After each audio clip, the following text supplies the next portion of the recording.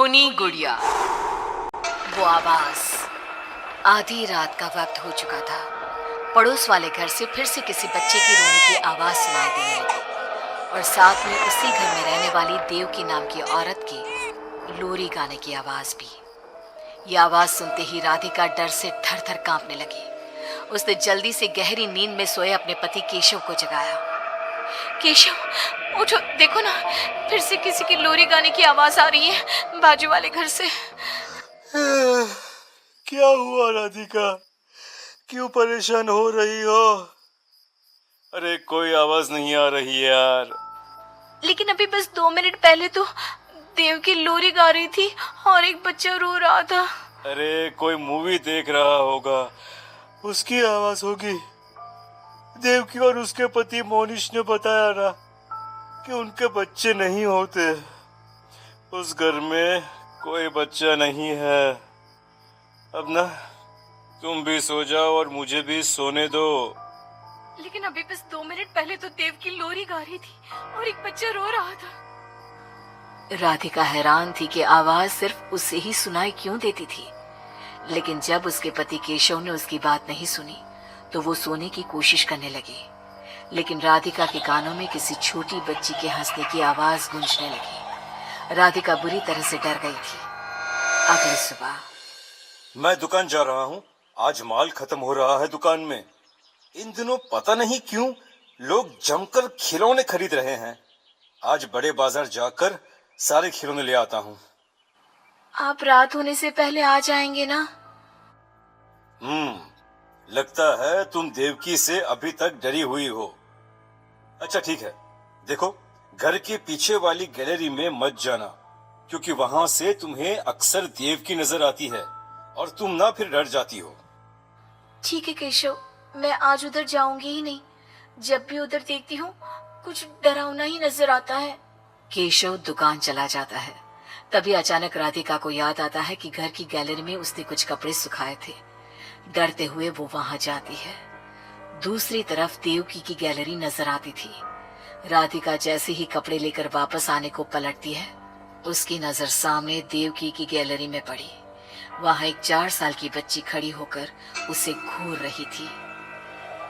हे भगवान, ये कौन है? कौन है ये? मैं इससे पूछूं कि इसका नाम क्या है? हाँ, पूछ लेती हूँ, फिर केशव को बताऊंगी। वो मेरी बात पे भरोसा नहीं करते ना। बेटा, कौन हो तुम? हाँ, तुम्हारा नाम क्या है? गुड़िया। तभी अचानक वहां पर देवकी आती है और वो बच्ची गायब हो जाती है। क्या हुआ? आप किससे बात कर रही थी? वो यहाँ पे मैंने एक लड़की को देखा था। वो कौन थी? कहाँ गई वो अभी? कौन लड़की? मैंने कहा ना, मेरे घर में कोई बच्चा नहीं है। मैंने देखा था, वो यही थी। वो आपके पीछे कौन है? राधिका को फील होता है कि किसी ने उसे धीरे से पुकारा, आंटी। राधिका पलट कर देखती है तो वहां वो छोटी बच्ची खड़ी थी। राधिका चीख कर बेहोश हो जाती है। जब उसकी आंख खुलती है तो केशव उसके पास खड़ा था। क्या हुआ राधिका? राधिका, होश में आओ। वो तो भला हो देवकी जी का, जिन्होंने तुम्हें बेहोश पड़ा देखकर मुझे कॉल कर दिया और मैं घर आ गया। तुम उस गैलरी में गई ही क्यों? केशव, वो लड़की यहाँ आ गई थी और वो देवकी, वो ठीक औरत नहीं है। तुम पागल हो गई हो राधिका। आज देवकी जी ने ही मुझे तुम्हारे बारे में बताया। क्या सोचती रहती हो? अरे कोई नहीं है उस घर में।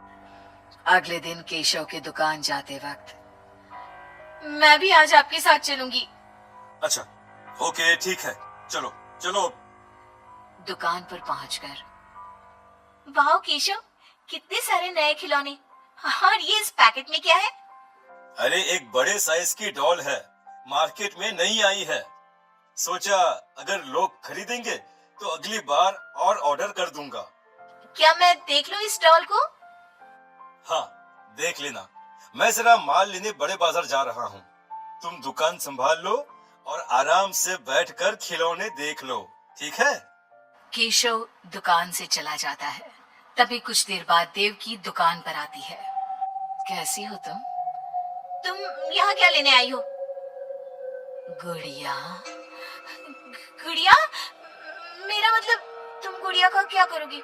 तुम्हारे घर में तो बच्चे। तुम मुझे गुड़िया दिखाओ, बस बड़ी वाली गुड़िया। राधिका घबराते हुए बड़ी डॉल का पैकेट खोलती है। बिल्कुल ऐसी ही डॉल चाहिए। आज वो खुश हो जाएगी इसे देखकर। कौन कौन खुश हो जाएगी? देवकी अजीब नजरों से राधिका को देखती है और बिना कुछ कहे पैसे देकर चली जाती है। उसके जाने के बाद राधिका शॉप के अंडरग्राउंड में नए टॉयज का मॉल चेक करने जाती है। वहाँ बच्चों का एक झूला था। राधिका ने देखा कि वो झूला हिल रहा था, जैसे अभी अभी कोई वहाँ से उतरा हो। राधिका को किसी छोटे बच्चे की आवाज आती है। कौन है? कौन है वहाँ? वही छोटी लड़की जो देविका के घर दिखी थी, राधिका के सामने आ जाती है। आंटी, मुझे गुड़िया चाहिए, वो बड़ी वाली। मेरे पास कोई गुड़िया उड़िया नहीं है।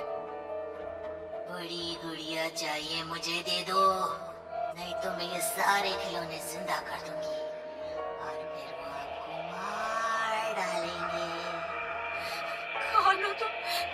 मैंने कहा ना नहीं है मेरे पास बड़ी गुड़िया। अभी तो थी ना, कहाँ गई? वो देवकी ले गई अपने साथ। अभी जाओ और मेरी गुड़िया लेकर आओ, वरना। उस छोटी लड़की के नाखून बड़े हो जाते हैं और पैर उल्टे। वो बहुत ही खौफनाक दिखने लगती है। नहीं नहीं देखो, मैं अभी जाकर तुम्हारी गुड़िया लाती हूँ। तुम यहीं रुको। नहीं, मैं तुम्हारे साथ चलूंगी, कहीं तुम भाग गई तो।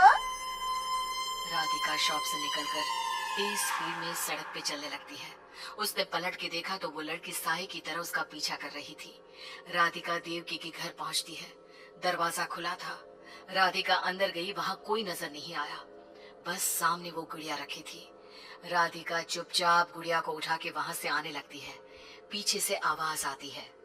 रुको, ये क्या कर रही हो? मेरी गुड़िया कहाँ ले जा रही हो? देखो देवकी, ये गुड़िया मुझे ले जाने दो, वरना वो लड़की। तो उसने तुम्हें डराया? उसे तो मैं बुलाती हूँ। गुड़िया, जरा यहाँ आना बेटा। मम्मा क्या हुआ? मेरी लाडो गुड़िया को बहुत पसंद है। देखो ना, 10 साल की हो गई, अब तक डांस से खेलती है। ये तो वही लड़की है, और ये 10 साल की नहीं 5 साल की है। हाँ, लेकिन जब उस कार एक्सीडेंट में मर गई तब 5 की थी, अब तो 10 की हो गई है ना। मतलब ये मेरी बेटी है और मरने के बाद भी मेरे साथ है। इसे ना लोरी सुन के ही नींद आती है और डॉल्स इसे बहुत पसंद है। राधिका बुरी तरह से घबरा के भागती है। भागते भागते मेन रोड पे आ जाती है। वहीं उसका एक्सीडेंट होता है और उसकी मौत हो जाती है। तो राधिका की मौत के बाद केशव को पास वाले घर से बच्चे के रोने और लोरी गाने की आवाज सुनाई देने लगती है।